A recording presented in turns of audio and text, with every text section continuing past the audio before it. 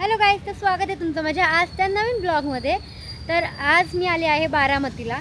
तसं तर माझं एक काम होतं, म्हणजे माझी गाडी सर्व्हिसिंग करायची होती, त्यासाठी मी आले बारामतीला। मी शिक्रापूरवरून माझी गाडी सर्व्हिसिंगसाठी बारामतीला घेऊन येते। तर गाडी सकाळी लावली आणि आत्ता जवळपास मला वाटते 6:30 वाजलेत, तरी अजून काही गाडी झाली नाही। आणि दुसरं एक काम होतं, म्हणजे आज मी काहीतरी गोष्ट घेणार आहे आणि ती खूप स्पेशल आहे। काय आहे माहिती आहे का? बरं, ब्लॉग कंटिन्यू करा, म्हणजे तुम्हाला समजून जाईल की मी काय घेते। आणि मला म्हणजे मी विचारच केला नव्हता की मी एवढ्याशा कामासाठी एवढी मोठी गोष्ट घेईल म्हणून। तर आत्ता मी बारामतीला म्हणजे दिवसभर सकाळी गाडी लावली आणि म्हणजे मोठी गाडी सर्व्हिसिंगला लावली आणि टू व्हीलर घेतली। माझी दाजी इथे सरकारी हॉस्पिटलला बारामतीला कामाला आहेत, तर त्यांची टू व्हीलर घेऊन आम्ही दिवसभर बारामती टू व्हीलरवरती फिरत होतो। म्हणजे खूप दिवसांनंतर म्हणायला हरकत नाही, मी आणि विशाल टू व्हीलरवरती फिरत होतो, अख्खी बारामती फिरलो आहे।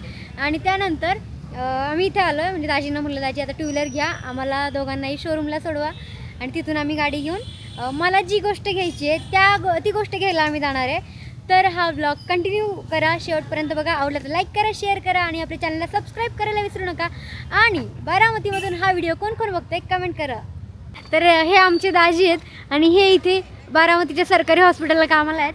तुम्हाला काही अडचण आली तर तुम्ही इथे नक्की या, हे तुम्हाला 100% मदत करतील। हां, 2 इंजेक्शन फुकट मिळतील ना। तर हे आता आम्हाला सोडवणार आहे शोरूमला। तर चला, परत घेतली चहा वगैरे काही नको। तर हे आमच्या दाजीच्या कामामधल्या मैत्रिणी आहेत, मैत्रिणी म्हणू, हा ठीक आहे, नर्स मैत्रिणी जे काय आहे ते। तर त्या मला आल्यापासून चल चहा घ्यायला, तर म्हटलं चहा वगैरे काही नको, काहीच नको। जस्ट आता माझ्या मित्रांना भेटलं, चहा पाणी झालं आणि आम्ही इकडे आलोय। तर आता फक्त गाडी सर्व्हिसिंगला लावली होती, ती घेऊन चाललोय। झाली चला जाऊ। आम्ही ट्रिपल सीट चाललोय। पण पकडणार नाही ना आपल्याला? बारामती मोठे साहेबांची फॅन आहे।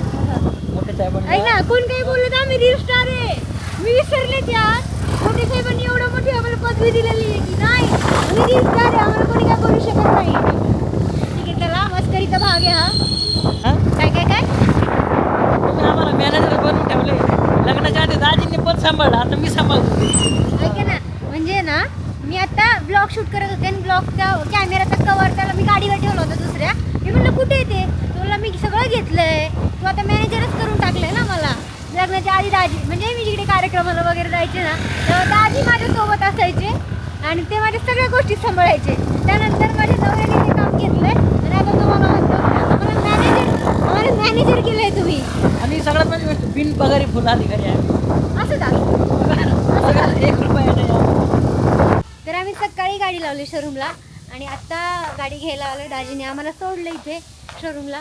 आणि विशाल, काय आठवतंय आता शोरूमला आल्यावर तुम्हाला? मला आठवतंय की आपण इथं गाडी घ्यायला आलो होतो, हां ओके, आणि गाडी बिडी घेतली मस्तपैकी, आपण निघालो घरी।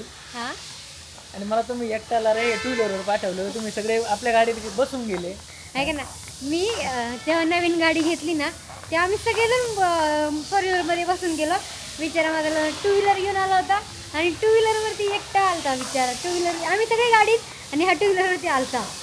तर मला एकट्याला टू व्हीलरवरती पाठवलं सगळ्यांनी रिटर्न। आणि ती जाऊ द्या, तर आपली गाडी एवढी खराब झाली होती, आता सर्व्हिसिंग केली तिला, बघू कशी दिसते। माझा नवरा नुसतं माझ्याशी भांडत असतो, त्याला फक्त कारण पाहिजे असतं बायकोसोबत भांडायला। जाऊ दे, मरू दे। किती वेळ झालं, मी कधी आले, मगाशी 6:30 म्हणलं होतं, आता 7:15 वाजलेत, तरी पण अजून गाडीची क्लिनिंगच चालू आहे। मी सकाळी मला वाटते 10:30ला लावली गाडी, अजून चालू आहे आणि अजून मला ते पुढचं गिफ्ट घ्यायचं आहे माझं। तर दिवसभर वाट बघितल्यानंतर फायनली आपली गाडी आपल्याला मिळालेली आहे आणि आपण चाललेलो आहोत माझ्यासाठी एक गोष्ट घ्यायला, जी मी खरंच मी सांगू शकत नाही। मी एवढी खुश आहे आणि मी विचार नव्हता केला की मी या गोष्टीसाठी ही गोष्ट घेणार आहे, फक्त तेवढ्या गोष्टीसाठी बरं का। म्हणजे ज्यावेळेस आम्ही रील्स बनवायला सुरू केलं होतं, तेव्हा माझ्या नवऱ्याने मला आयफोन घेऊन दिला होता तेव्हा। त्यानंतर मग जसं जसं मी त्याच्यामध्ये काम करायला लागले, जसं 4 गोष्टी त्यातल्या कळायला लागल्या, नॉलेज यायला लागलं, कामं मिळायला लागली, तसं मग मी माझा 13 Pro Max घेतला, जो की हा वाला. आणि त्यानंतर मी व्लॉगिंग स्टार्ट केला. मग व्लॉगिंगसाठी मी कॅमेरा घेतला. जर कॅमेराचा व्हिडिओ तुम्हाला पाहिजे असेल की कॅमेरा कसा आहे, काय आहे, कसं शूट करतो, तो पण मी तुम्हाला दाखवेल. तर व्लॉग पोस्ट करेल. आणि आज मी कॅमेरा घेऊन अजून एक खूप मोठी गोष्ट घेते जी माझ्यासाठी खरंच खूप मोठी आहे. तर आता तुम्हाला घेतल्यानंतर समजूनच जाईल की काय आहे. कुठं चालली? डोरी से बुन बुन के मैंने टुकड़ा टुकड़ा उड़ो उड़ो पानी चांगोर. किधर जा रहा है भाई? मैं किधर जा रही हूँ पता है? मैं मेरा और एक ड्रीम पूरा करने जा रही हूँ. मी माझं अजून एक स्वप्न पूर्ण करणार आहे. तो त्याला काय वाटतं हे बघा. अजून नाही दाखवलं. मला विश्वास नाही बसत आहे मी ही गोष्ट घेतेय. तरी पण गेस करा काय असू शकतं. नाही मी आता नाही सांगणार आहे तुम्हाला, थोडंसं वेट करा अजून.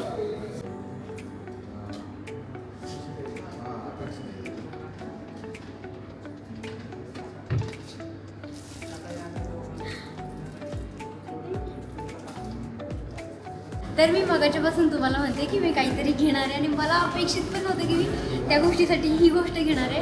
आणि फायनली मी आता ती घेतली आहे आणि तुम्हाला दाखवते ती काय आहे. हे आहे ते आयपॅड घेतलं आहे मी. आणि खास करून काय ते कोणत्या गोष्टीसाठी, फक्त एडिटिंग करण्यासाठी, ब्लॉग एडिट करण्यासाठी मी आयपॅड घेतलं आहे. अजून याची अनबॉक्सिंग आपण केलेलं नाही आहे. तर करूयात, बघूयात आपण कसा आहे. खूप जास्त एक्सायटेड आहे माहिती आहे. मी विचार पण केला नव्हता.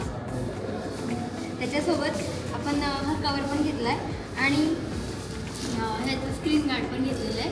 तर म्हटलं आता घेतलं तर त्याला तेवढं जपलं पण पाहिजे, सगळ्या गोष्टी पण घेतल्या पाहिजे. सो त्यासाठी. आणि मी फर्स्ट टाईम अनबॉक्सिंग करणार आहे. थोडं धगधग होते माहिती आहे का. आयफोनपेक्षा पण माझ्यासाठी ही गोष्ट खूप जास्त अनमोल आहे. आणि मी चला आपण याचं अनबॉक्सिंग करूयात.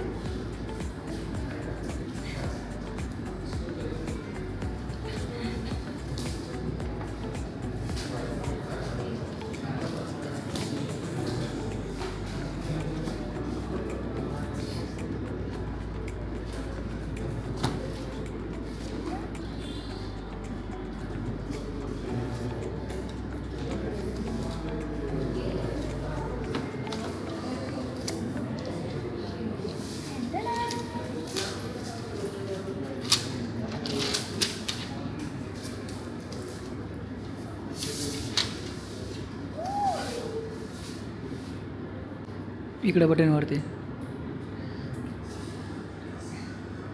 दाबून धर.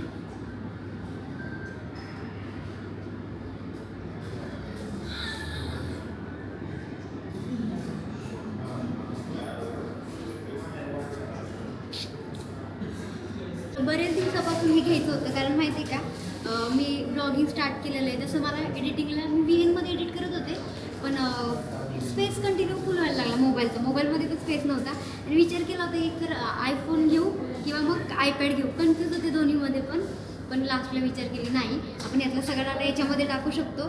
आणि ब्लॉगिंगसाठी तर कॅमेरा आहे, फक्त एडिटिंगसाठी मला आयपॅड घ्यायचं होतं. तर त्या कारणानुसार ती माझी एक विश कंप्लीट केली आहे. माझं अजून एक ड्रीम कंप्लीट झालं आहे म्हणायला हरकत नाही आहे. मी चिकून बसले. एक मिनटं. तर तुला अजून ह्याला घरी घेऊन जाऊयात.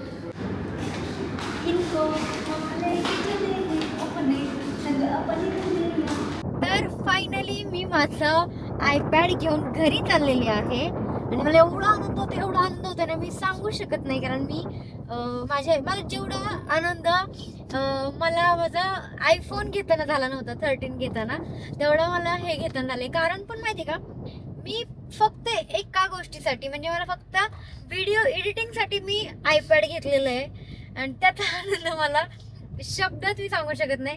आणि स्वतःच्या पैशाने, स्वतःच्या कष्टाने घेतलेले ते अजून अप्रूप गोष्ट आहे माझ्यासाठी.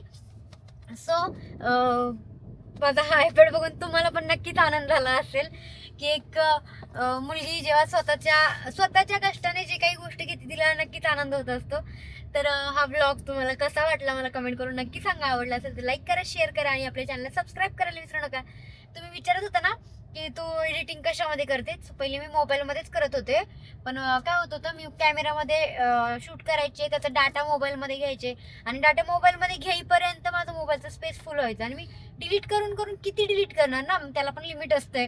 एवढं आपण प्रत्येक मोमेंट सेव्ह करून ठेवत असतो आणि तो वाटलं की चला आता डिलीट करून टाका. म्हणून त्यासाठी मी फायनली हे माझं आयपॅड घेतलेलं आहे. सो त्याला आम्ही मस्त कवर वगैरे टाकला आणि स्क्रीन गार्ड लावून घेतलं आणि म्हटलं त्याची काळजी घेणार. जसं माझ्या मोबाईलची मी काळजी घेते. मी मोबाईल घेऊन माझ्या मोबाईलला 4 वर्ष कंप्लीट झालेत आणि आता 4 वर्षानंतर मी हे आयपॅड घेतलंय. तो खूप खूप जास्त हॅप्पी आहे. चलो, चॅनल सबस्क्राईब करायला विसरू नका.